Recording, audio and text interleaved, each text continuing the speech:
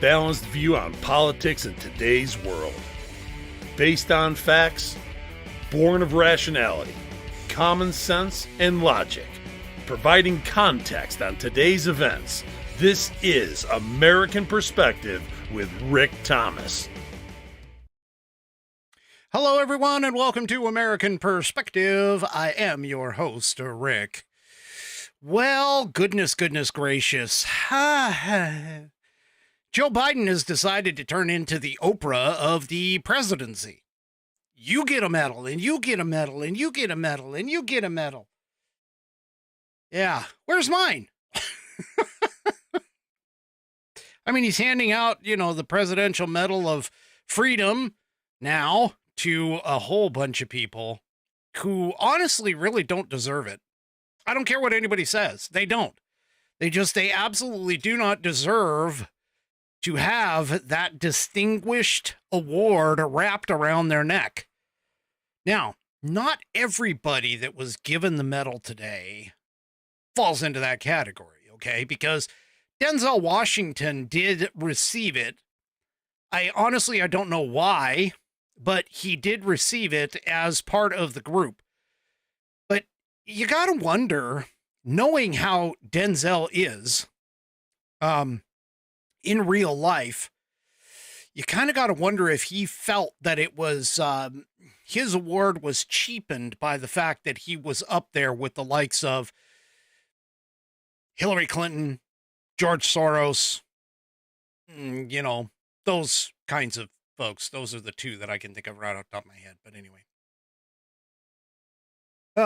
Folks, I don't know what this, let's just put it this way. Joe Biden, I don't think is hiding anymore.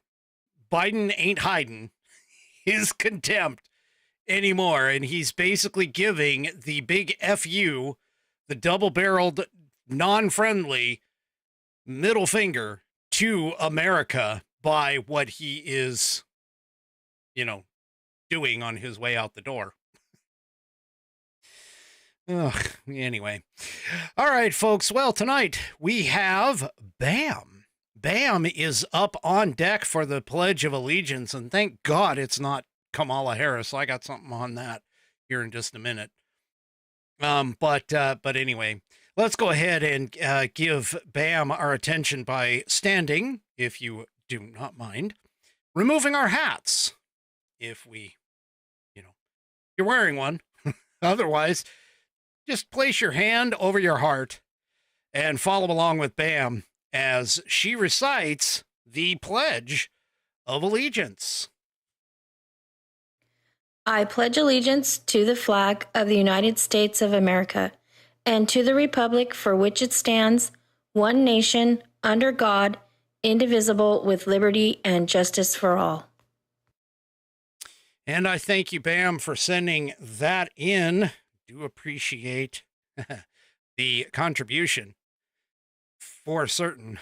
If you would like to get your rendition of the pledge played here on the program, all you need to do is recite the pledge. Record yourself reciting the pledge in your style, then taking that either audio file, video file, whatever kind of file, and sending it off to me. You can send it via email to fans, F-A-N-S, at americanperspective.online. That's fans, F-A-N-S, at americanperspective.online. Tonight, I am drinking, thanks to Mrs. Whiskey helping to keep me on track. I don't know if anybody noticed, but Rumble was having a problem.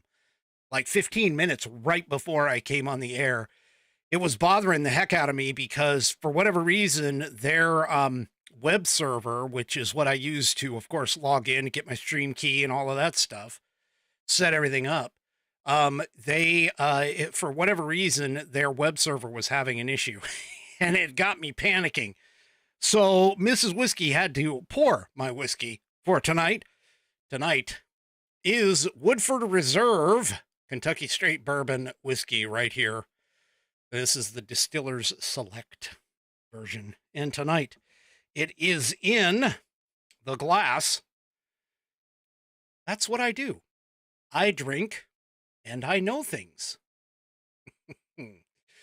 Right here in the Stones, as Tree Chevy says, it takes stones to drink with whiskey. So there we go. Mm. Mm-mm-mm. Yummy, yummy, yummy. All right. Bonnie, who of course is, been picking on me to try it. I got to tell you, Bonnie, it's probably not ranked up. Four Roses is a little bit better, in my opinion. For whatever reason, Four Roses just is like a step above. And of the two that you've pushed my way, Four Roses is a step above.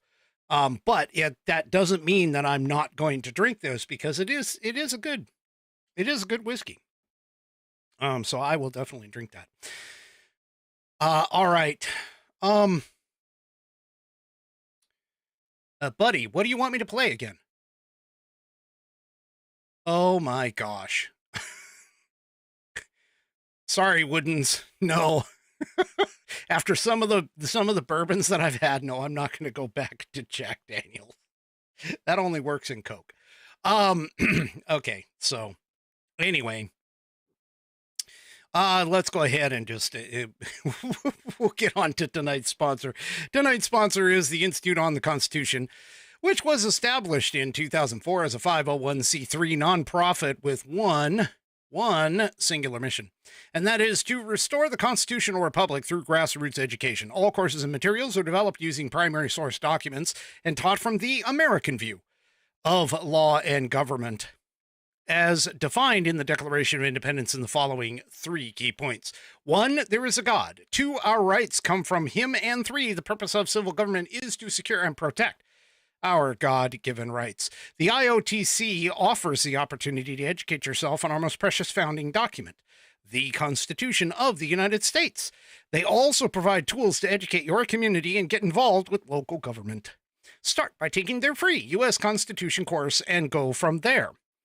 Use my affiliate link, iotc.americanperspective.online, to sign up. And while you are there, take a moment to look through their other course material and information. My affiliate link, once again, is iotc.americanperspective.online to get great content to learn about our historical founding and support the show in the process.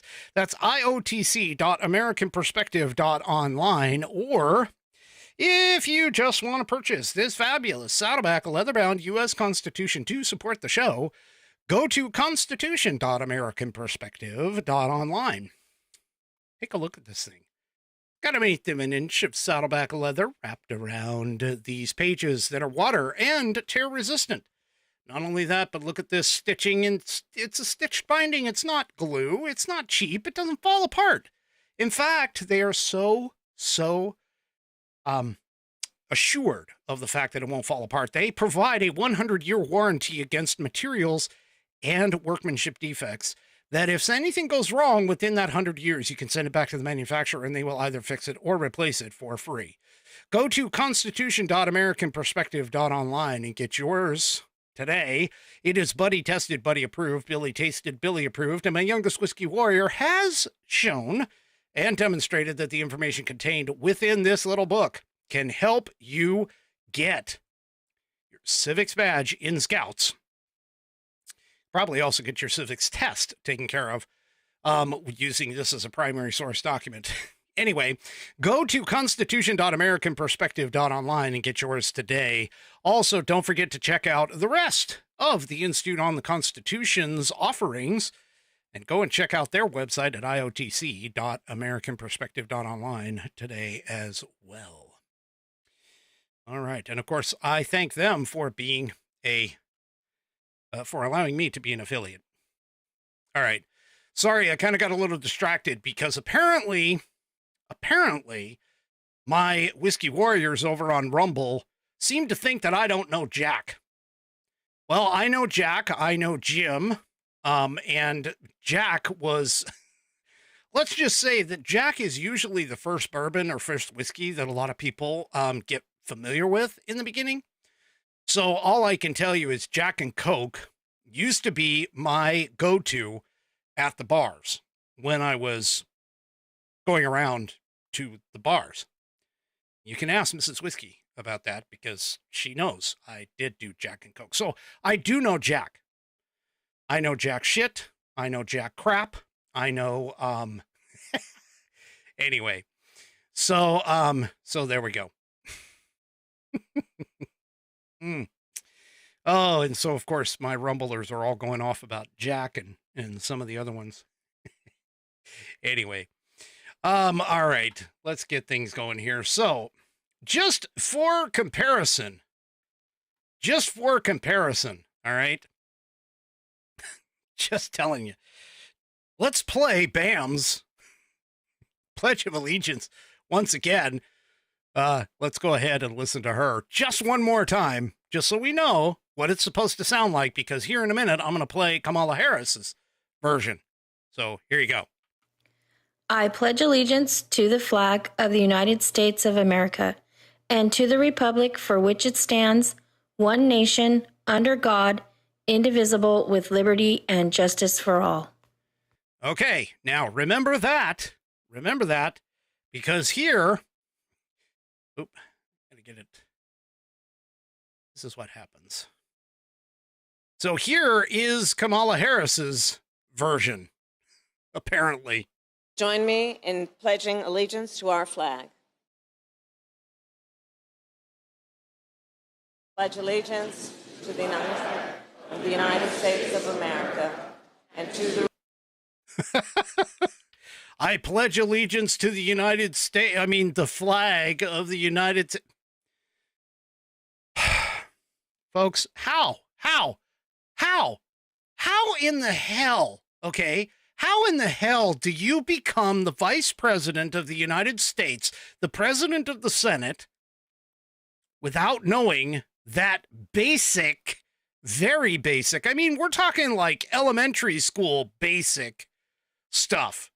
You know, I don't know if you caught this for those of you who are watching the video on the video portion. For those that are on the audio portion, you could go and check out the video portion. But if you go and take a look, she actually turns the wrong way trying to find the flag. Now, that I can kind of excuse a little bit, except for the fact that she's been, oh my God, she's been the president of the Senate for 4 freaking years now. She should know the flag is on the right side, or this side of her, when she's focused out in the people. I mean,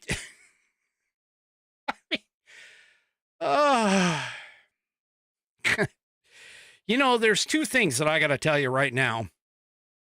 There's 2 things that I got to tell you that is just, they should be required. And by they, I mean every one of our elected representatives, even the good ones, okay? Even the good ones. They all should have to not only recite the Pledge of Allegiance, but at least be able to recite, like, say, oh, I don't know, the preamble to the Constitution. Be able, especially as judges, be able to identify what the first 10 amendments, known as the Bill of Rights, in the Constitution actually are. I mean, I can't name every single one. I'm just going to be honest with you. There are a few that escape me. However, that being said, I'm not a judge. So, you know, as a judge, you would think that you would know most, if not all of them, especially if you're going to be like, oh, I don't know, a federal judge, or, hey, like Ketanji Brown Jackson, a Supreme Court Justice of the United States. They should, every single one of them, before they swear in, should be required to take a civics exam. The same civics exam, by the way, that our naturalized citizens go through. Now, people look at me and they're like, wait a minute, naturalized citizens? Yes, I'm going to tell you right now. The sad fact is that the majority of our naturalized citizens actually know more about our government than our own citizens do, because our own citizens don't learn it. They don't know it. They don't understand it. Whereas a naturalized citizen has to go through that civics exam and answer the questions. There's practice tests online, folks. If you want to test your skills, go for it. You can find practice tests everywhere. I mean, well, I won't say everywhere, but you can find practice tests online, and you can take them for free and test your knowledge. See how well you stack up. I got to tell you, I'm right more often than I'm wrong. Not that I'm trying to brag, because I don't do that. Anyway, I noticed that I just skipped over one of our fan favorite segments. So just to get that out of the way, but let me go ahead to get the Pledge of Allegiance stuff out of the way. I can't, it irritates the hell out of me. These people, they don't even know. I mean, Joe Biden. Oh, you know the thing. Endowed by the thing. Yeah.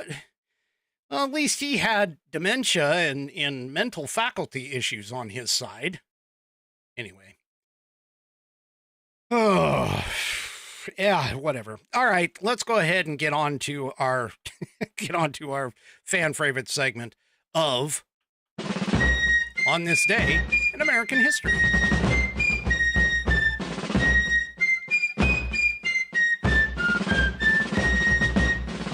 All right, and for On This Day in American History, we read from the American Patriots Almanac, written by William J. Bennett and John T.E. Cribb. It is chock full of all kinds of information, and take a look. We're starting back over right here in the beginning of the book. So here we go. All right. So tonight, being January 4th, yeah, I wanted to make sure I got that right. We're gonna learn about Elizabeth Ann Seton, or Seton. I think it's Seton. Anyway, January 4th is the feast day of Elizabeth Ann Seton, the first American-born saint. Elizabeth was born in New York City on August 28, 1774. She grew up in a well-to-do family and married William Seton, a wealthy young New York shipping merchant. Elizabeth had 5 children, enjoyed a privileged social position, and devoted herself to several charitable activities. In 1803, her world came crashing down around her. William's shipping business went bankrupt, and he developed tuberculosis. They had sailed to Italy in search of a healthier climate, but William soon died. While waiting for passage back to the United States, Elizabeth stayed with an Italian family and was deeply impressed with their devout Catholic faith.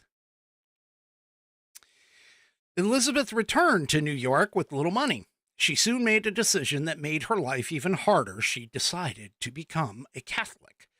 It was a time in American history when Catholics often suffered great prejudice. Rejected by family and friends, she struggled to support her children. A rector in Baltimore heard of her plight and invited her to establish a school for girls there. In 1808, Elizabeth embarked on a remarkable new life. Settling in Baltimore, she started the Paca Street School, the country's first Catholic elementary school. A year later, she founded the Sisters of Charity of St. Joseph's, a religious community of women devoted to teaching and serving the poor. As the community grew, it opened schools and orphanages in New York and Philadelphia. Elizabeth Seton died on January 4th, 1821. By then, the Sisters of Charity were spreading across the country. Today, Seton's legacy includes thousands of sisters who work in hundreds of schools, hospitals, and social service centers around the world. In 1975, the Roman Catholic Church declared Elizabeth Ann Seton a saint. And that is today's On This Day in American History. All right. You know, I did a little bit of a small reconfiguration on my desk, and I lost the one place that I placed my glasses. So I'm constantly trying to find a place to place my glasses where they're not going to be in the way and where I can find them again. But anyway, they're reading glasses, folks. That's it. All right. So there you go. All right. Well, we all know that, Liz Cheney, of course, picked up the Presidential Medal of, I know it wasn't, I can't even remember, but anyway, one of the nation's highest civilian honors. The Presidential Citizens Medal. It's one step below the Presidential Medal of Freedom. But President Biden, of course, awarded it to Congresswoman Liz Cheney. I swear, this guy, he's a criminal, and so he's awarding criminal behavior. That's what he's doing. I'm sorry. He felt lonely at the top, so he needed more people to be like, part of it, I guess. I don't know.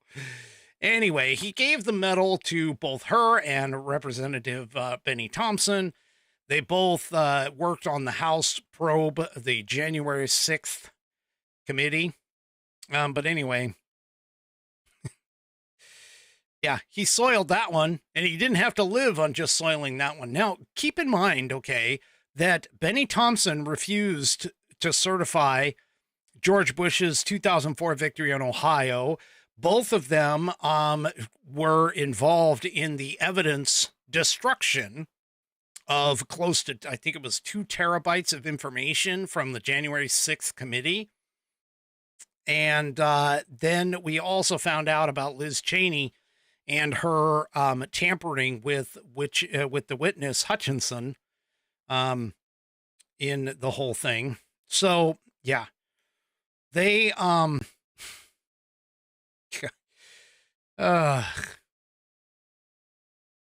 the Democrats, referred Trump to the Justice Department for criminal prosecution on, these are the Democrats on the January 6th panel, as well as former Trump advisors Steve Bannon and Peter Navarro, where they successfully incarcerated both of them.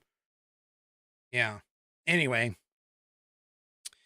the House Republicans, of course, just as a reminder, they ran their own investigation into the Capitol riot and the ensuing cover-up for then Speaker Nancy Pelosi's refusal to deploy the National Guard. Yeah. Oh, this is just going back and forth. I'm just telling you. And, yeah.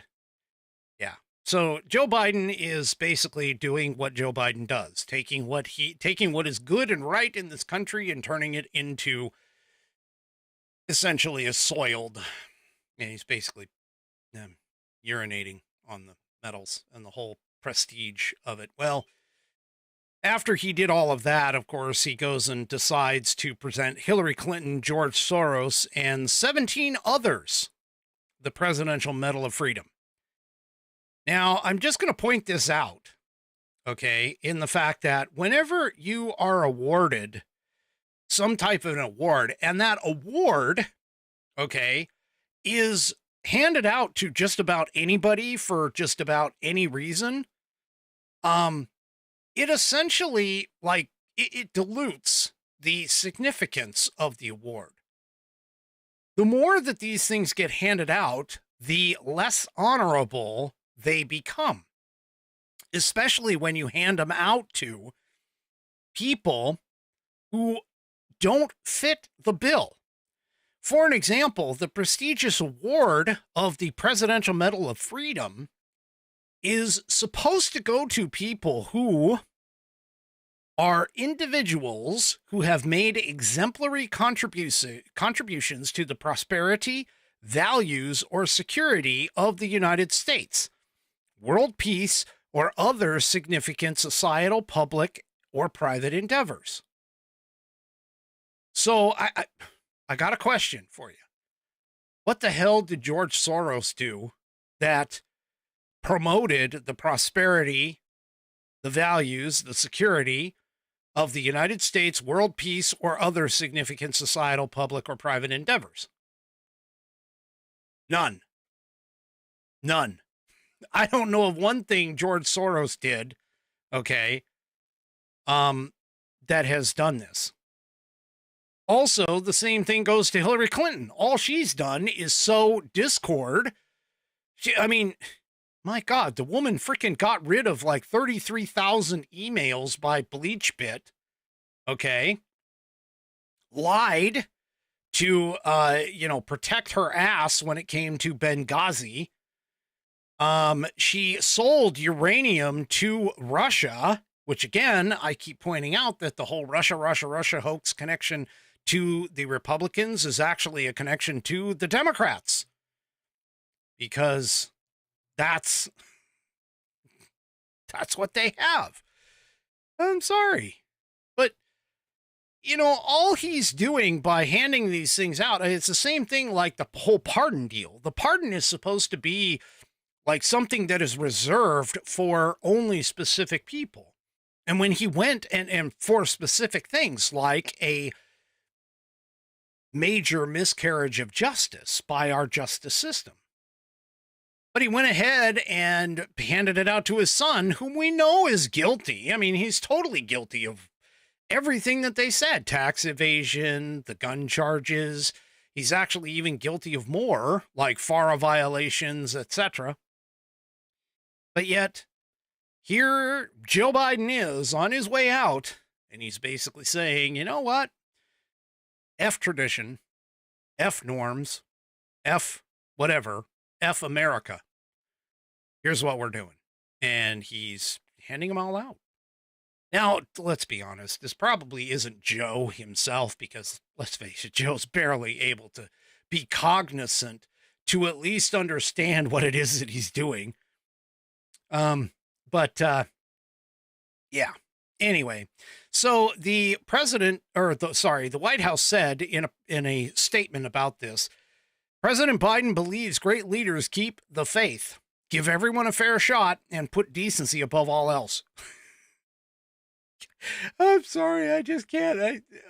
Yeah. Like decency, Joe Biden and decency, really? Yeah. Okay. Anyway, the statement continues. These 19 Americans are great leaders who have made America a better place. They are great leaders because they are good people who have made extraordinary contributions to their country and the world.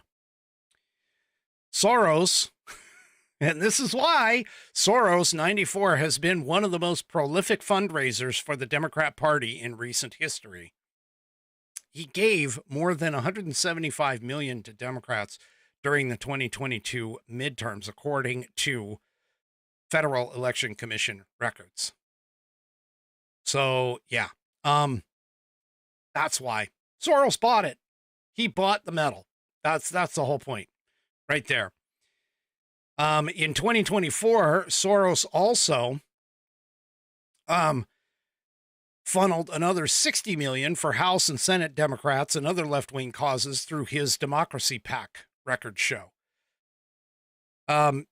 So he's shifted tens of billions of his personal net worth over to his Open Society Foundation, which funds a multitude of progressive projects around the world, and also heavily invested in races to install far left district attorneys in major American cities.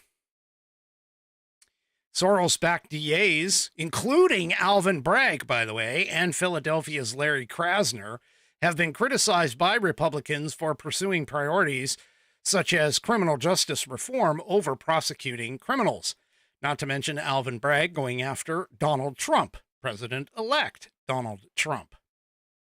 Anyway, the White House described Soros as a philanthropist who 4 decades ago founded the Open Society Foundations and, through his network of foundations, has supported organizations and projects across the world that strengthen democracy. Bullshit. Human rights. Bullshit. Education. Bullshit. And social justice. Okay, that one's true. But social justice is bullshit. Anyway. Clinton will be receiving it nearly 12 years after her husband was bestowed the honor by former President Barack Obama. Yeah. Basically, these are sycophantic moron Democrats doing sycophantic moron things. Yeah, the White House said the former First Lady, Secretary of State, and New York Senator made history many times over decades in public service. Yeah, she did. Yes, she did. She had an unauthorized server. She had a 33,000 emails unsecured on classified emails on her unsecured personal server. She actually showed Joe Biden how to set up that personal server so he could be Pedo Peter. By the way, I'm fairly certain that happened. Not to mention the fact that she left people in Benghazi and, like I said, sold the uranium to Russia. Yeah, there's a lot. Oh, and this is a lie. This is a total lie. Oh, well, wait a minute. They're saying it's a major United States political party. But the claim is in 2016, Clinton made history when she became the first woman nominated for president. That's actually a lie. There was a woman nominated for president in the past. I can't remember exactly her name or what time, but yeah, it wasn't by a major political party. Wait a minute. Hasn't Jill Stein been nominated for president by the Green Party for several presidential sessions? I'd have to look that up. Anyway, so yeah, these people. So they also bestowed Denzel Washington one. They bestowed Bill Nye, the not so science guy.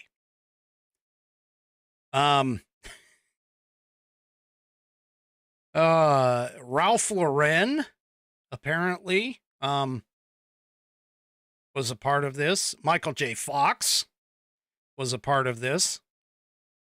Those are just some of the people. Yeah. Anyway. So at the conclusion of the Bureau's investigation into Clinton, former FBI Director James Comey said that Clinton and her colleagues were extremely careless in their handling of very sensitive, highly classified information, but that the FBI did not find clear evidence that Secretary Clinton or her colleagues intended to violate laws governing the handling of classified information. Now, wait a minute.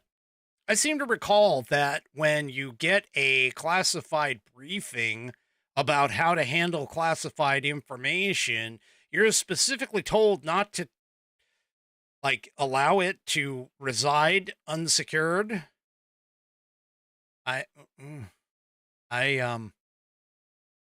Thank you, Nana JJS. I'm telling you, my whiskey warriors are like the best in the business. Victoria Woodhull in 1872 was the first woman nominated for president. So there you go. So here's some of the others. We have Bono, Magic Johnson. I already mentioned Ralph Lauren. Lionel Messi, by the way, didn't show up, and he didn't send anybody to go get it either, which is cool. Anna Wintour, the editor-in-chief of Vogue magazine. What the hell would she have anything to do with this? Robert Francis Kennedy, who was essentially posthumously awarded. Jane Goodall, David N. Rubenstein, Jose Andres, celebrity chef and founder of the World Central Kitchen Charity Group. Okay. Ashley Baldwin Carter, the former defense secretary. Really? I mean, she did a job. Okay. Tim Gill, who is apparently an entrepreneur who's advanced LGBT rights. George Romney, who was the late businessman and former Michigan governor, also father of Mitt Romney. George Stevens Jr., who was an author and a playwright. Really? So I guess if you're an actor or an author or something along those lines, you can get in this. And finally, Fannie Lou Hamer, late civil rights leader and founder of the Mississippi Freedom Democratic Party. Okay. So, yeah. Anyway,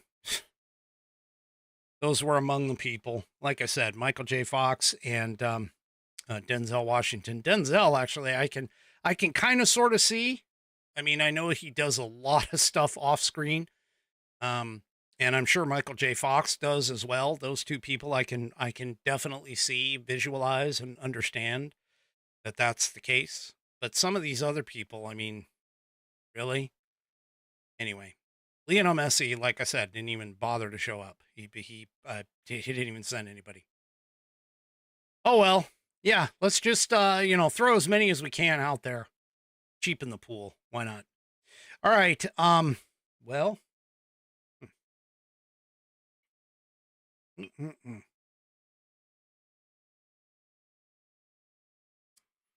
So, you remember that Mike Johnson retained the House Speaker position. And there was actually some question. I saw a couple of different news articles, one of them saying that it took 2 votes, and one of them that said it was the first vote. Well, we now have a little bit more clarification from one of the lawmakers who essentially spoke to, I think it was, spoke to a, let's see, who was it? Oh, yeah, he told Fox News how and why he changed his vote. So I reported last night that there were 3 Republicans who held out. It was Representative Thomas Massey, who, by the way, stayed holding out. Okay. Representatives Keith Self of Texas and Ralph Norman of South Carolina. They initially voted against Johnson. Now, apparently how this works... now hold on. Apparently how this works is they never actually ended the first vote. So it's kind of weird, I guess, but they apparently never actually ended the first vote. And Johnson huddled with Self and Norman and other lawmakers behind closed doors before the vote itself was called to an end. And so the 2, Self and Norman, returned from that little powwow and basically said that, yeah, I'm switching my votes. So technically, I guess you could say it was 1, even though it was kind of 2, but they never actually finished the first votes, which is why you didn't see it on the headlines as 2 actual separate votes, because I guess they never ended the first one. I didn't realize that they could do that, but okay, whatever. But apparently what happened is they went behind closed doors and Norman spoke to Fox News and he says, I changed my vote after I got some assurances from Johnson. So Norman said, I said, Mike, are you going to give us specific examples of fighting for the things we mentioned? Will you give us your word? Johnson apparently responded with yes. So Norman said, okay, we'll take you at your word. And that's why I changed my vote, he said. So he explained on Friday on The Story. So Norman apparently was initially opposed and rooted in the concern with regards to whether Johnson had a willingness to fight for Trump's agenda. He said, Norman said this, we had met with Speaker Johnson yesterday for an extended period of time, and I just didn't come away with the feeling that the oomph or willingness to fight for Trump's agenda was there. Norman stood behind his initial decision to vote against Johnson, reasoning it was the only way I had to let my voice be heard. But yeah, so again, he won.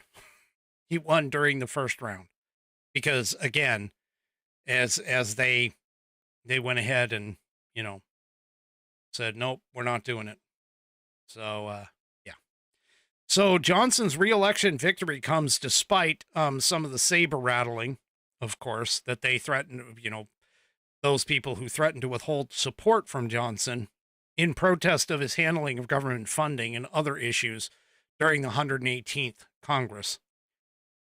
So Norman continued and said, I think now he understands the fact that no more suspension votes where we allow more Democrat votes than Republicans. That's what's killing the country, Norman said. If we're going to do the same thing over and over again as we have done for the last 14 months, we're going to be in the same position.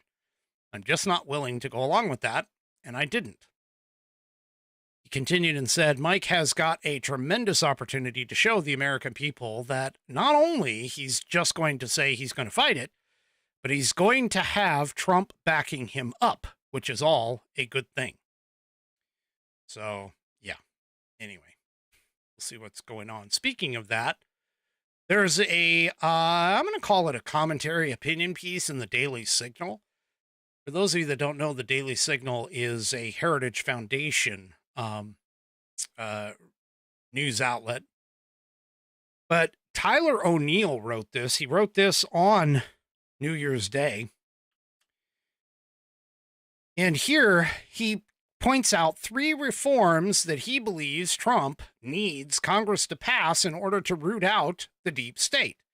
So we're going to have to kind of see if Congress can get their act together, if these 3 reforms are actually going to do something, and whether or not the Congress will actually get behind him, meaning a lockstep, and I do mean this, lockstep Republican House and Senate in order to be able to get these things passed. So here's the first one. And by the way, he calls out in this piece, he calls out for 2 tracks of deep state reform. So the first one obviously is going with Doge. And that is essentially Elon Musk and Vivek Ramaswamy's exposing the eye-popping waste and abuse in federal government. That's where that goes. And that is, of course, the Presidential Advisory Commission. The author here, Tyler says that that's long overdue. Okay. Senator Joni Ernst of Iowa leads efforts to help Doge in the Senate. She published an important report revealing how your tax dollars are wasted in maintaining federal office space while employees work from home. I talked to you about that prior to the January 1st break. There also are reports that are coming out about the Department of Education shelling out $1 billion in diversity, equity, and inclusion grants since 2021, according to a report on so-called DEI spending from Parents Defending Education. Okay? So a lot of this stuff he's saying is something that Trump should be able to reverse much of that damage through executive orders and by elevating effective managers in key positions, such as heading the Office of Management and Budget and the Office of Personnel Management. So he continues by talking about the Democrats, woke Democrats, trying to dig in by finalizing rules to Trump-proof the bureaucracy. The new administration can issue new rules to reverse these steps. That's why I'm saying, executive orders, whenever Biden talks about putting out an executive orders are reversible. Okay. That's essentially it. They are all reversible. But anyway, going back to Schedule F for federal workers that Trump put in the first place will also be very helpful. But he does talk about public sector unions. And Tyler, the writer of the piece, mentions bureaucrats in Washington, D.C. enjoy benefits that most employees do not. And he asks why. Well, the public sector unions, such as the American Federation of Government Employees, have organized federal workers and secured perks and job protections that would shock private sector workers. So it's long past time to bring an end to the perverse system of federal government unions. Even President FDR, the man whose New Deal helped establish the modern federal bureaucracy, opposed public employee unions. Okay? Roosevelt wrote, "The very nature and purposes of government make it impossible for administrative officials to represent fully or to bind the employer in mutual discussions with government employee organizations.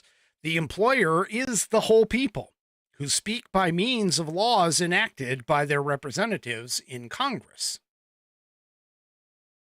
FDR warned that any negotiation with a public employee union would constitute a loss of the people's authority. Yet a shocking Government Accountability Office report found that federal workers at just one agency, the Department of Veterans Affairs, spent 1 million hours. That's right, 1 million hours working for unions in 2015. Now, Republicans and Democrats both have long agreed that public sector unions weren't compatible with the constitutional government. They're not. So the Civil Service Reform Act of 1978, he points out, which implemented many positive reforms, also codified President John F. Kennedy's executive order enabling government workers to join unions. Congress should consider whether it's time to amend this law. Yeah. Anyway, continuing on, the second point that he talks about in terms of his 3 points, reining in the administrative state. So passage of the regulations from the Executive in Need of Scrutiny Act, that's the REINS Act, should also be on the docket for the streamlined reconciliation process. Although DOJ can and should identify waste and abuse for the new Trump administration to cut, Congress needs to reassert its authority over the administrative state. This I have been telling you so many times on this program, folks. Congress has written off their constitutional required duty to write laws for and legislate for the United States of America, and has handed that responsibility out to the executive branch bureaucracies that have been created, and essentially made it to where the president, whoever the president is, and this is part of the reason why a lot of people think that the president has more power than what he actually constitutionally has, is because of this very thing. Congress has usurped their responsibility to organizations such as the Internal Revenue Service. Congress constitutionally is the one who is to lay and collect taxes. Constitution doesn't say the IRS lays and collects taxes. No, it says Congress shall have the power to lay and collect taxes. They're usurping their responsibilities by handing it off to a non-governmental agency, a non-constitutional agency, such as the Internal Revenue Service. This is part of the problem that we have. We are no longer in what would be considered a constitutional republic. We have the framework there, but we don't follow it. So the REINS Act apparently would require any major regulation that would affect the economy to receive a vote in both houses of Congress. I don't know why they're doing that. Every regulation has to be voted on in both houses of Congress now. If they would just simply use the 10th Amendment the way that it's supposed to be used, all of this stuff would be tossed immediately. But anyway, apparently this person has a lot, Tyler person has a lot of faith in the REINS Act being followed. We already see that Democrats don't follow laws. Anyway, he continues with the third piece, is that entirely unaccountable agencies. It says Congress, or he writes, that Congress should seriously consider reining in agencies such as the Consumer Financial Protection Bureau. And in May, the Supreme Court upheld the constitutionality of the bizarre funding scheme that aims to keep the Consumer Financial Protection Bureau independent from Congress's power of the purse, which again, this is unconstitutional for that. It's an unconstitutional piece. So, yeah, I'm just, anyway, it continues on. And he also has, apparently he's also the same individual is pushing a book called The Woktopus, The Dark Money Cabal Manipulating the Federal Government. That'll be interesting to see once it comes out. But anyway, so yeah. So those are the pieces and parts that he's talking about in terms of the three things that Trump needs to do at Congress's level in order to get things taken care of. I got a question. Do you guys over on Rumble, is your chat working? Can somebody on Rumble kind of point it out? I don't think I've lost anybody, have I? Because the chat was taking off and just, no, running slow, somebody said. Well, yeah, there we go. Hello. All right. Running slow. I think it is. Okay. So we do have, all right. Yeah. It was kind of weird. It's kind of weird. I saw like everybody chatting and then all of a sudden, nothing. So I don't know if you guys were like paying attention to me or if you were all just sort of flabbergasted or you got stuck in the ethosphere. But anyway, there we go. It's broken loose. We're all here. Cool. Thank you. Okay. Anyway. So yeah, so those are three reforms that Tyler O'Neill from the Daily Signal believes that Trump needs to do. I personally think that the number one thing that needs to happen is essentially making absolutely certain that the 10th Amendment is enforced, because that honestly will take care of the rest. You know, I have a huge belief in that. And I think you guys, I mean, it's no secret here. It's no secret. The 10th Amendment to me is the most unused amendment of the original 10, known as the Bill of Rights. And the 9th Amendment kind of goes along with the 10th Amendment. So, I mean, you could kind of pair them together. But the 10th Amendment, the way that it's written, clearly states all of this stuff the way that it should be, which is essentially that if it's not written in the Constitution, nor specifically prohibited by the Constitution to the states, everything belongs to the states and to the people respectively. So there you go. Yeah. And there's a lot of stuff going on there. All right.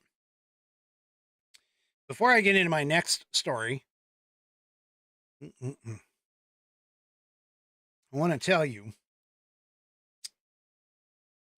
about True Grit Roots Network. Where is it? There it is. TGRN, True Grit Roots Network. Our home on the web is tgrn.net. That's tgrn.net.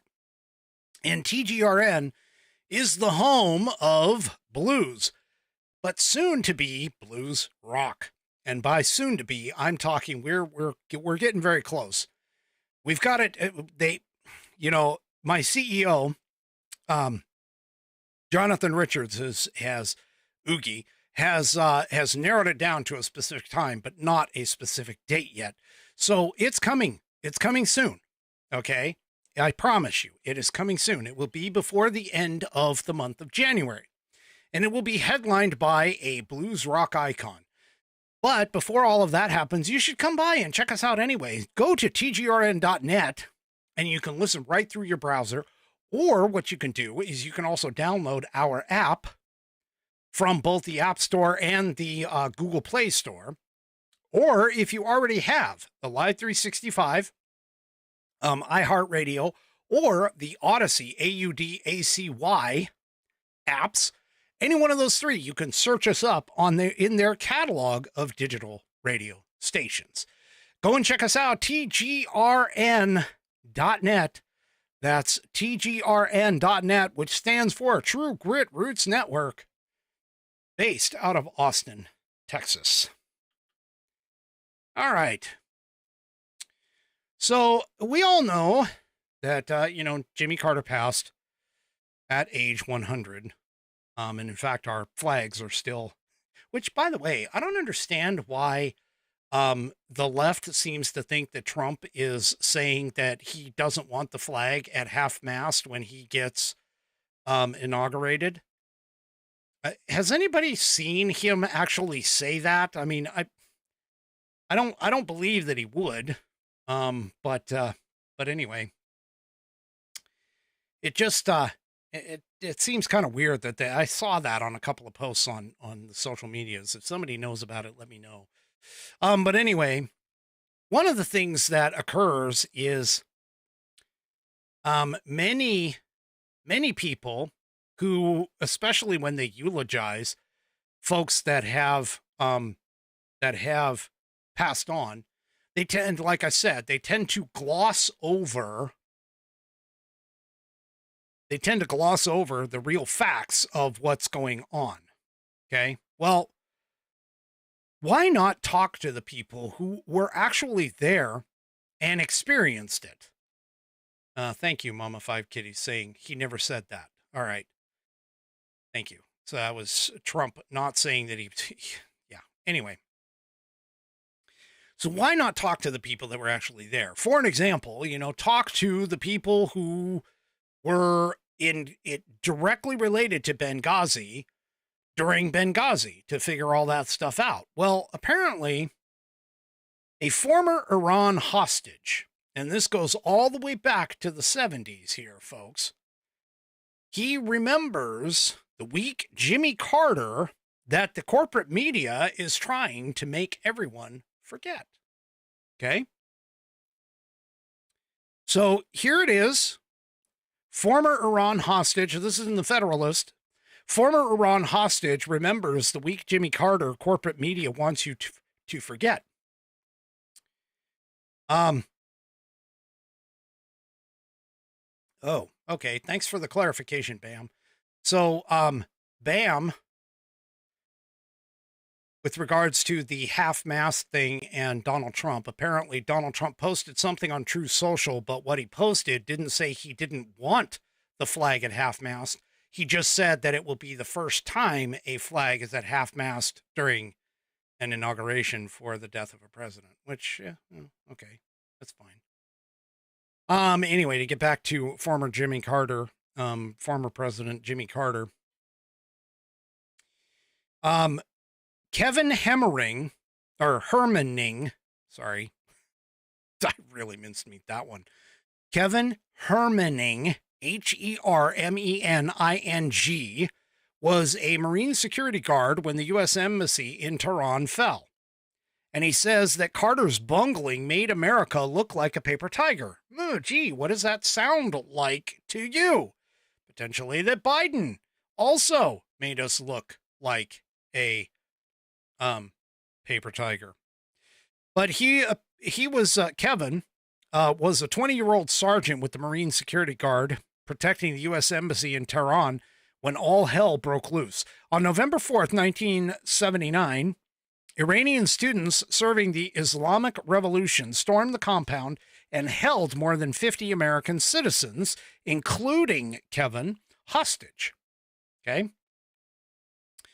So, Hermaning told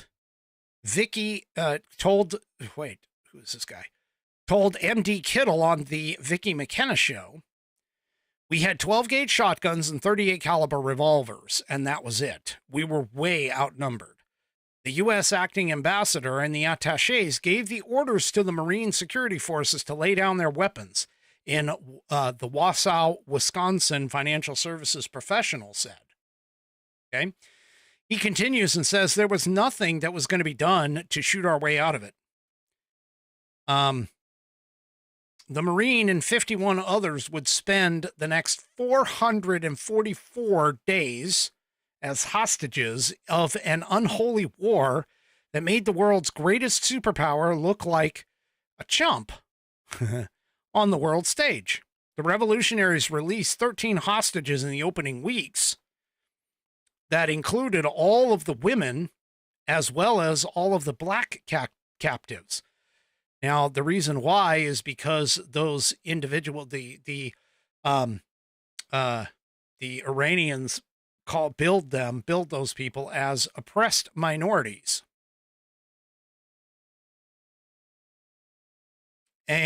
So basically he, in this piece, which by the way, I encourage you to go and check it out. It is in the show description on all of my outlets. You can find links to everything that I talk about pretty much. But Hermanning, 444 days as a hostage, has a decidedly different take on the former president than the sanguine scribes in the accomplice media portray. He remembers an incompetent commander-in-chief, the leader of the free world, who led with his heart instead of his head, and the world, Hermanning said, has suffered much of it because of it ever since. Okay. Bonnie asks, why should the flag still be at half-mast? Whenever a president dies, it is a 30-day half-mast for the whole United States. That's why. And it doesn't matter about when the funeral is done. It's a declaration by the president, and it's usually 30 days. So that's why. So anyway, he goes through in this piece and he talks about what actually happened there. And yeah, apparently during that time that they were captives, they were routinely terrorized by the Islamic revolutionaries. They were often awakened in the night with a gun to their heads. The captors would pull the trigger of unloaded weapons and in mock executions.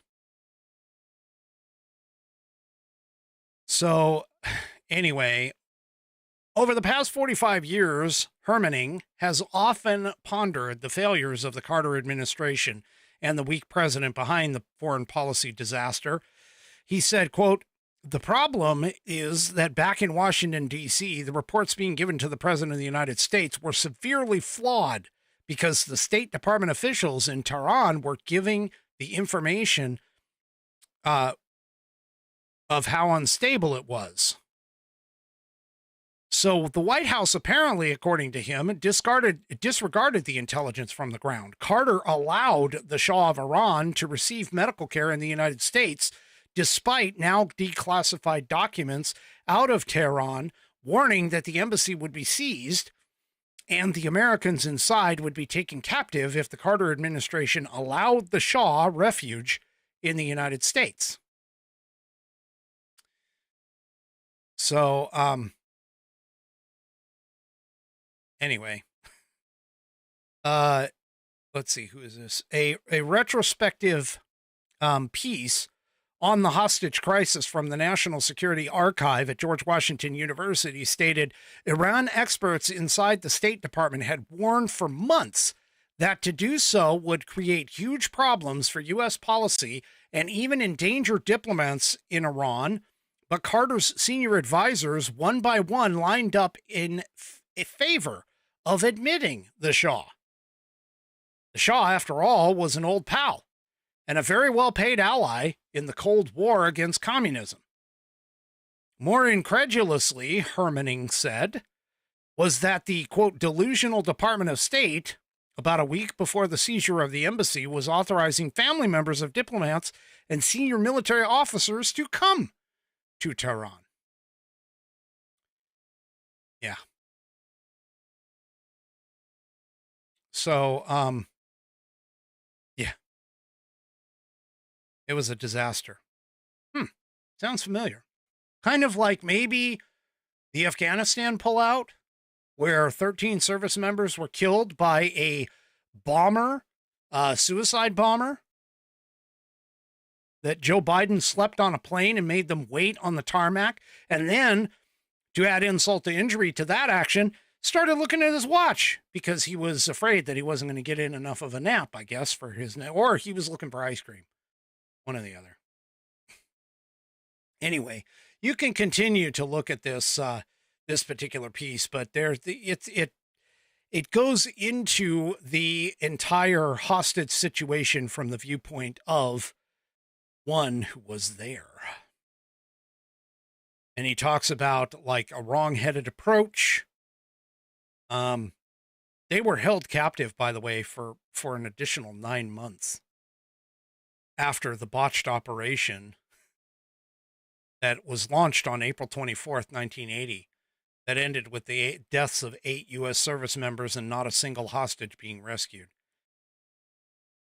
It says it was arguably one of the most impotent moments in military history, undertaken by a notoriously weak administration.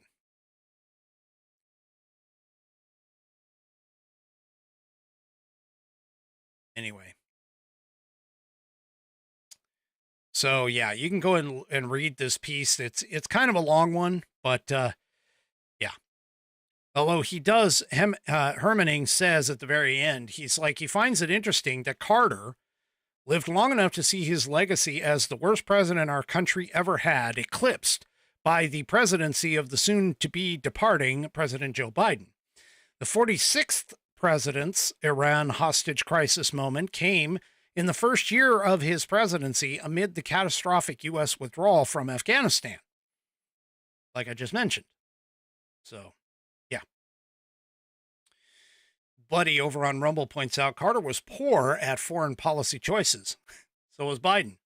Biden's poor at it, or was poor at it too. Anyway, so yeah.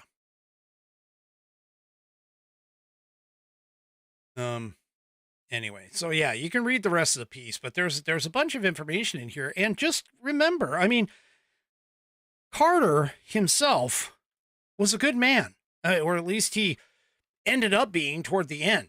Okay. But Carter himself was a terrible president. So, yeah. Anyway. All right.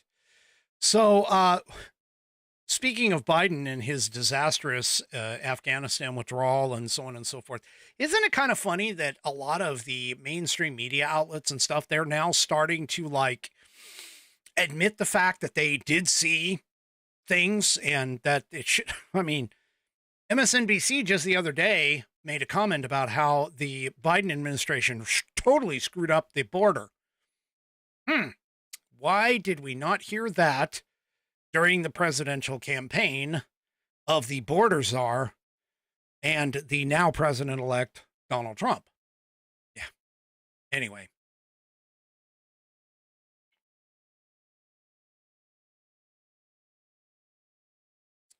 Here in the National Pulse, a top political historian has now come out and said, literally, there was no there with Biden, and he's claiming it's after his second year in office. So presidential historian Douglas Brinkley claims that President Joe Biden has effectively been unable to serve as commander-in-chief in recent years, a fact that the White House staffers have worked hard to cover up. Speaking with Puck's Tara Palmieri on the Somebody's Gotta Win podcast, Brinkley likened the situation to both former President Woodrow Wilson, who suffered a stroke, largely hidden from the American public, and now known, all right, that His wife actually essentially ran the country while Woodrow Wilson was recovering. During the conversation with Brinkley, Palmieri alleges similarities between Biden's final year in office and that of former President Ronald Reagan. Because if you recall, there were plenty of people who were out there saying that Ronald Reagan was suffering some problems in cognitive decline. And up until Joe Biden, by the way, Ronald Reagan was the oldest president in history. But anyway, Nancy Reagan also was, some people believed was that Ronald Reagan was too incapacitated to serve and left the decisions up to his wife, Nancy. In response to that comment, Brinkley notes that the more severe case of Wilson's presidency, which is the truth for it, he says, an even more exaggerated case of that syndrome was when Woodrow Wilson was incapacitated by strokes. In his last years in the presidency, Edith Wilson ran the government, Brinkley says. In Biden's case, after about year 2, there was no there, it seemed. Yeah.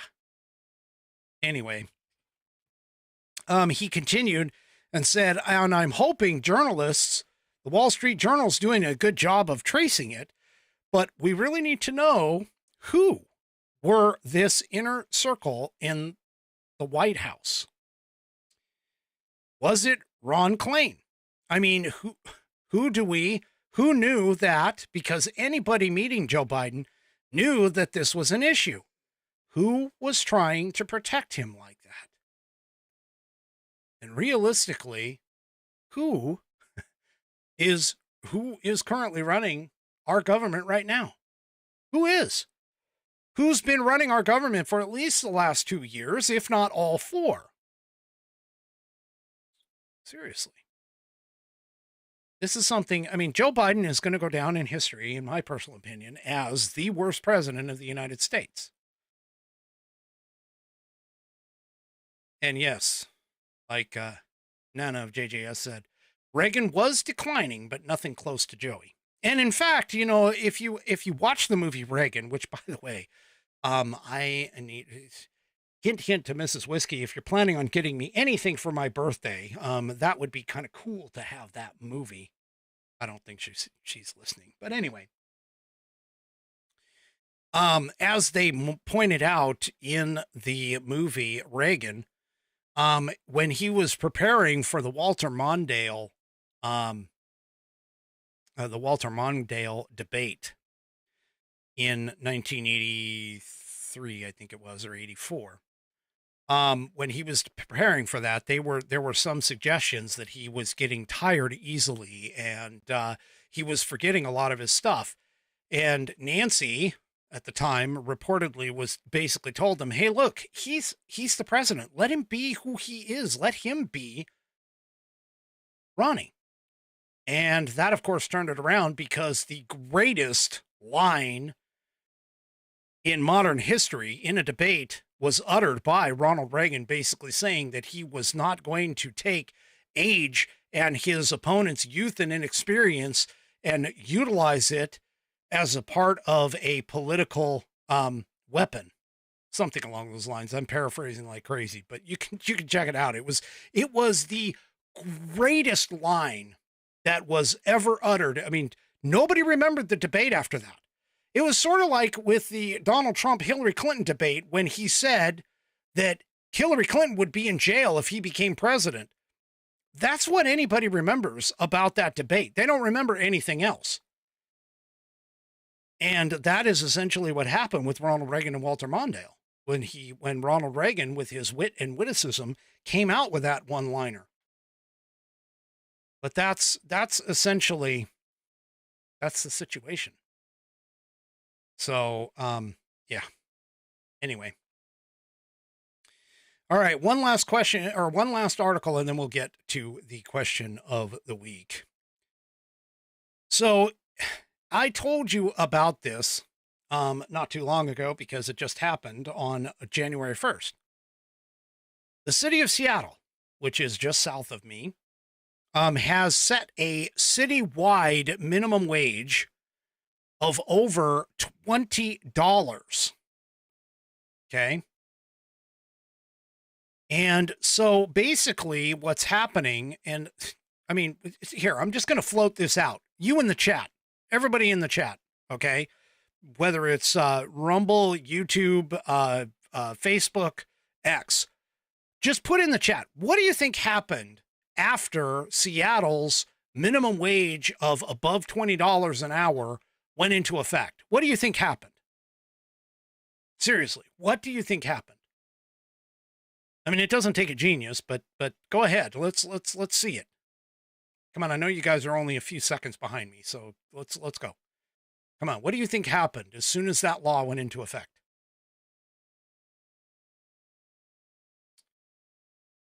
Okay, so yeah. Well, yeah, okay. So yes, everything went up. Yeah, it did. I mean, it was going to.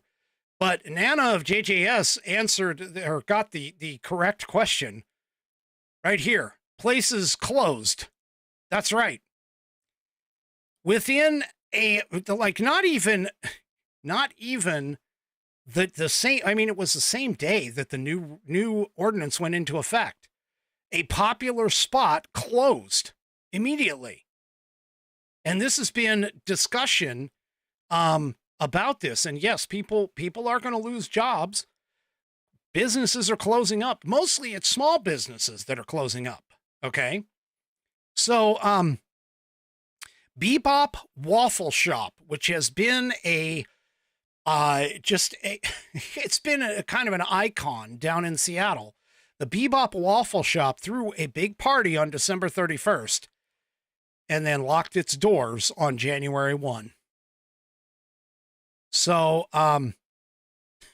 yeah, I mean, Milton Friedman called this out, and so did Thomas Sowell. They both have said minimum wage is essentially an artificial inflating of wages that does nothing for you. Because again, as I've pointed out on this program multiple times, you have what is called cost of goods and services. This is Econ 101 here, folks.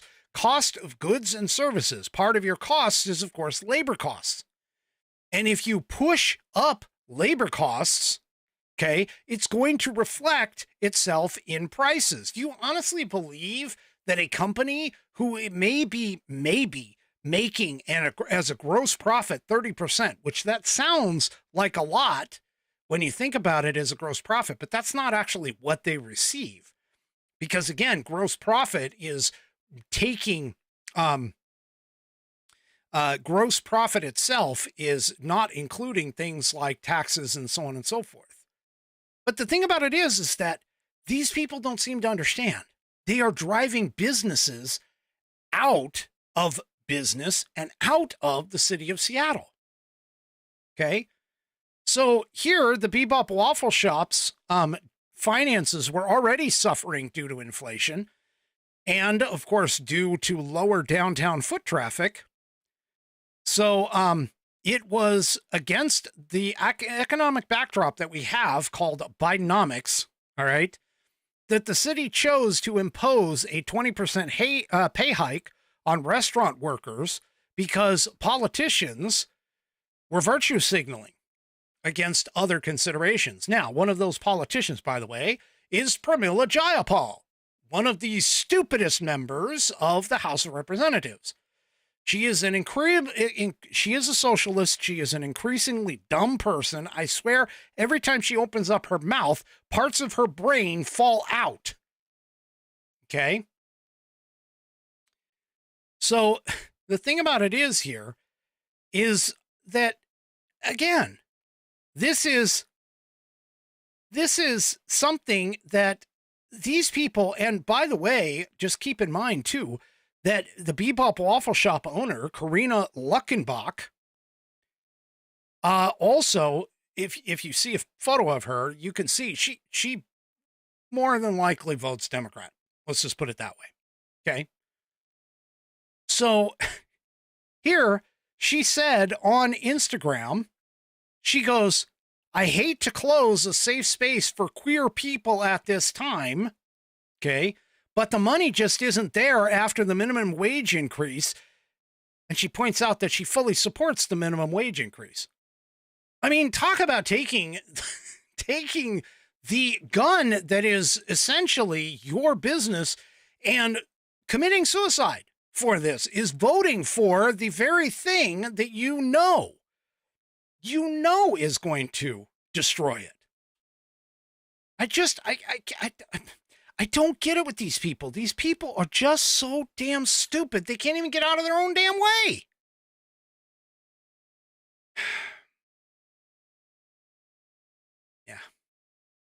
Yeah. By the way, the writer in this piece puts an emphasis on, which I fully support. And he points, and the writer points out, emphasis added, because some folks are just too far gone to ever take the red pill. Yeah. Yeah. I mean, so Anthony Anton, the head of the Washington Hospitality Association, estimates that Seattle will see 5 to 8% of its restaurants go out of business in 2025 alone. That's it.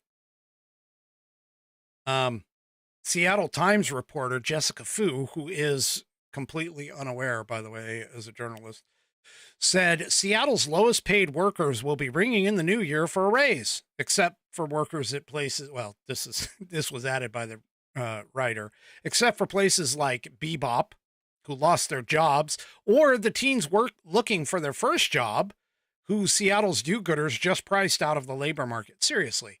I mean, minimum wage jobs are designed for teens and people with literally zero skills and experience. That's what they're for. They're to get your foot in the door, to start your resume building. And you're going to be asking people to pay these people who literally have zero experience, more often than not, $20 an hour. Yeah. Yeah. Anyway, we're going to have to kind of keep an eye on that. This is going to be interesting to see what happens over the course of the next several years when it comes to all of that. I mean, just like with Governor Hochul over in New York, having the oil and petroleum-based industries charging them, what was it, $75 million or whatever to operate in the state of New York. Yeah, it's going to be a bit of a problem. Yeah. So anyway. All right. Let's get on to tonight's question of the week. All right, tonight's question of the week comes in from the venerable, the always there but not always present in the chat, Buddy Weiser. He watches sometimes even when he's not in the chat, and he still sends me emails and lets me know that, hey, I'm still alive. It's great. I love it. Anyway, here he goes.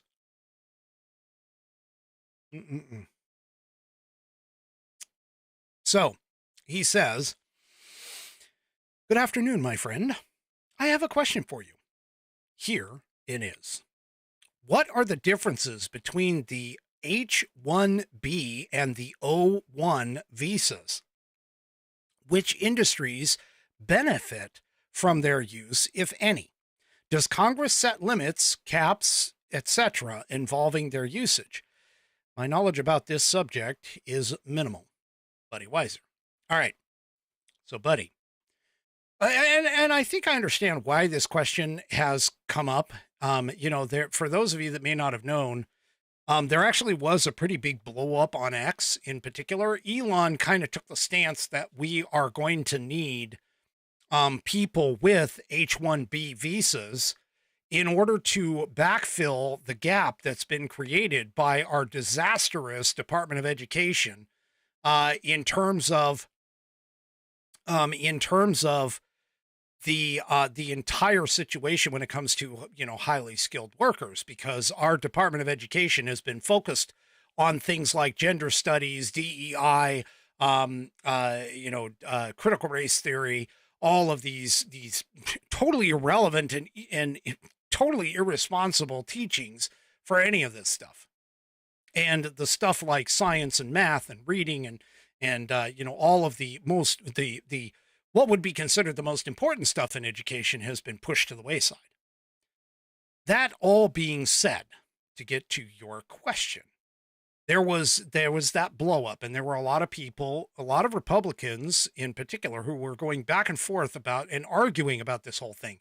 And the left was loving it to death because of the fact that, they were saying, oh, look, the, Trump joined with Elon and with Vivek, and they're going to take away Americans' jobs. Well, what they failed to realize is there actually is a gap. And this is part of why there is an opportunity such as the H-1B or O-1 visas. All right. So here's the point of them. All right. If you are coming from another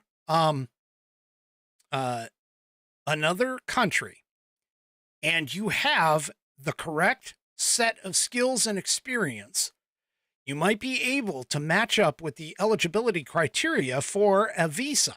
Now, visas are not green cards. I want to make sure that's totally clear, especially the H-1B or the O-1.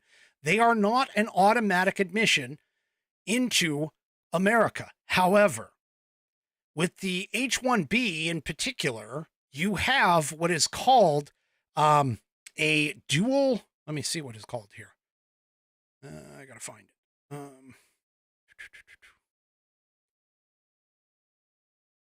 it. So they are non-immigrant temporary visas that allow you to stay in the United States and work in a specialty occupation for a limited period of time. That is the H-1B version. It does not grant permanent resident status, which is the green card. The same is true for the O-1 visas. However, the advantage that the H-1B has is that it is one of the few temporaries that allow what's called dual intent. In other words, if you come here and at first you weren't intending on staying here and you are here as a part of an H-1B visa, then you can later on change your intent to basically say, you know what? I've changed my mind. I think I want to apply for a green card. Okay. Because a non-immigrant visa, by definition, usually means that you show intent that you're going to leave the U.S. once the visa term ends. Okay. So who qualifies for a H-1B visa? For an example, they are considered skilled workers or skilled professionals, specialty workers. They are workers that will have, say, a bachelor degree at a minimum in a same field or specialty that an employer is looking to fill. Now, you have to, in order to obtain an H-1B visa in particular, you have to have a job offer already in place from a U.S. employer who is willing to sponsor you. Okay? And the employer is required to sign all the paperwork and pay for all of the filing fees. Now, the H-1B visa is capped, meaning that there's a limited number available. So 65,000 is the cap that are available annually. And then there is an additional, that's for everybody who has a bachelor's degree. Okay. But if you happen to be higher educated, meaning more than a bachelor's degree, an additional 20,000 H-1B visas are reserved for people who have a master's degree or higher. Okay. Now, if you happen to apply under the master's cap, you will first get a chance under the regular cap. And if you're not selected, then you'll get another chance under the 20,000 higher cap. Okay. So obviously this increases your chances of getting selected. So keep in mind, first of all, you have to have a job offer from a U.S. employer. You have to have at least a bachelor's degree or above. Okay. You have to have some sort of specialized skills that match up with what the U.S. Employer is looking for. and the U.S. employer has to fill out all the paperwork and pay a fee in order for you to come in as an H-1B.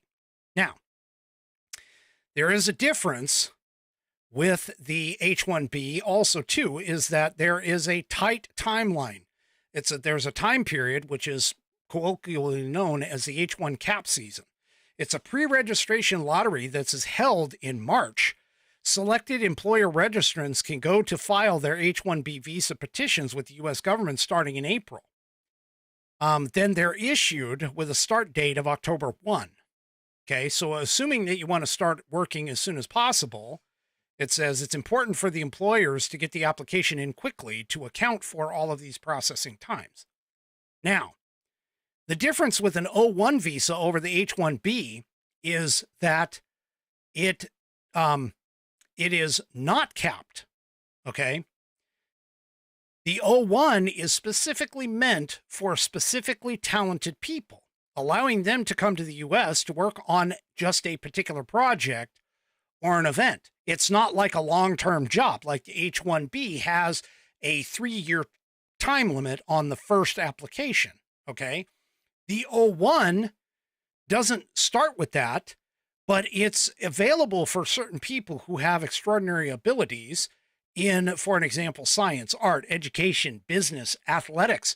So in order to, for an example, come here and play, say, basketball from another country, you can, in, say, the NBA, you would apply for an O1 visa to come over here and play for the NBA for that certain period of time. Then you have to go back to your home country. And that's essentially what the situation is with the H-1B and the O1. But again, the O1 is not capped. There's no annual limit on how many can be approved. The U.S. employer can petition for it at any time during the year. And it's as long as that isn't more than a year in advance of the particular event or start date. Okay. And so those are kind of the major differences between the two. They're not green cards. They are temporary work permits to come here to the United States. One of them is like a 3-year period. The other one has a limited time period that you would be here. But neither one, except for the H-1B, you can change your mind and decide to want to apply for a green card at a later date if you decide that you end up wanting to stay. But either way, you have to qualify for either one. So, again, you have to show specialized skills, training, education, whatever it is, and you already have to have a job here for like the H-1B. The O1 is more project or event specific. And that's kind of the major differences between them in terms of what they deal with. Now, there are, in the H-1B caps, there are some exemptions that might fit as well. So there's wiggle room for a lot of that stuff. So those being hired, for an example, by certain organizations, such as institutions of higher education, affiliated nonprofits, nonprofit organizations engaged in research, as well as governmental research agencies, might fit into an exemption for it. Okay. Now, the H-1B visa also has a lower eligibility threshold than the O1 does. Okay, it's easier to prove H-1B eligibility, but again, you've got those caps that you have to deal with, and the lottery, and the timing in order to apply and get picked, and so on and so forth. So, but if you wanted to go for an O1, there's less competition for it. And like I said, there's no filing deadlines. You can start immediately. You don't have to wait for that time threshold, like I pointed out earlier.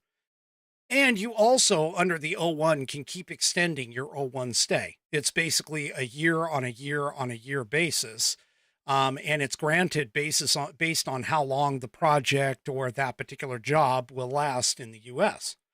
And this one here is also for a maximum of 3 years originally, but then as long as the project continues, the O1 visas can be extended basically continually without any upper time limit. Whereas the H-1B can be renewed only for a total of 6 years. So you can come here for the first 3 and then extend it again only to a total of 6, and then you got to go back to your home country. And that's essentially how it goes. So hopefully that answers your question. It certainly was interesting to go and take a look and look all this up. But yeah. Yeah, I would, Nana of JJS points out, Disney must use the O1. I would say things like actors, actors, sports people, things like that, they usually would end up using the O1 rather than the H-1B, would be my guess. Because those would be maybe for specific projects, specific jobs, and that kind of stuff. So anyway. All right, folks, that is it for me for this evening. Do me a favor, if you haven't already, head on over to rumble.com, get yourself an account. It is free. And once you are signed up and signed in, make sure you look up the American Perspective channel. Hit that green follow button to make sure that you get notified every time I go live. We will see you Monday, the 6th. We'll see what happens on the 6th in terms of the certifications. But Monday, January 6th, right here on American Perspective, at 5 p.m. Pacific, 8 p.m. Eastern Time. Have a great rest of your evening, and good night, everybody. The previous broadcast was produced and is owned by Active Eye Media LLC. All rights reserved.